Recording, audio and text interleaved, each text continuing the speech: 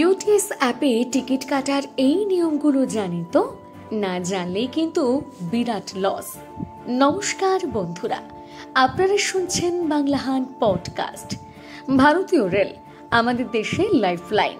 কাছের হোক কিংবা দূরের যে কোনো গন্তব্যস্থলে যেতে এখনকার দিনে অধিকাংশ যাত্রীদের একমাত্র ভরসা ভারতীয় রেল।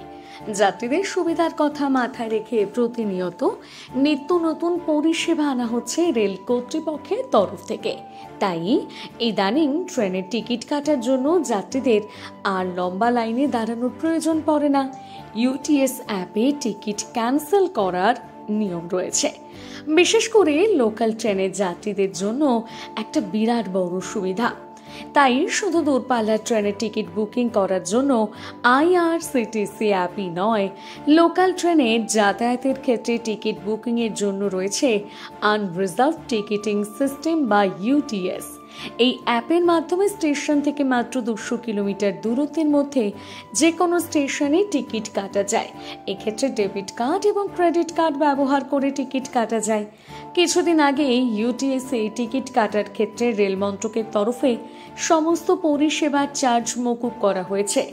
এই অ্যাপের মাধ্যমে কিভাবে টিকিট বুক করতে হয় সেটা আমরা সকলেই জানি, কিন্তু অনেকেই জানে না এই অ্যাপের মাধ্যমে অনলাইনে টিকিট ক্যান্সেলও করা সম্ভব। তার জন্য প্রথম ধাপে ইউটিএস অ্যাপে লগ ইন করতে হবে। সেখান থেকে টিকিট ক্যান্সেল অপশন খুলতে হবে। এরপর খুলে যাবে একটি নতুন পেজ। সেখানে দেখা যাবে কোন কোন টিকিট বাতিল করা যাবে। তবে এখানে বলে রাখি, এই টিকিট বাতিলের ক্ষেত্রে অতিরিক্ত 30 টাকার চার্জ নেওয়া হবে। তবে টিকিটের দাম 30 টাকার কম হলে তা উইন্ডোতে শো করে না। এরপর ক্যান্সেল অপশনে ক্লিক করলে কিছুক্ষণের মধ্যে টিকিট ক্যান্সেল হয়ে যাবে। এরপর ফোনে একটি পপ আপ ফ্ল্যাশ মেসেজ আসবে। সেখানে টিকিট বাতিলের জন্য অতিরিক্ত চার্জ কেটে নেওয়া হবে এবং বাকি ফেরতযোগ্য অর্থ দেখাবে। এতক্ষণ আপনারা শুনছিলেন বাংলাহান পডকাস্ট।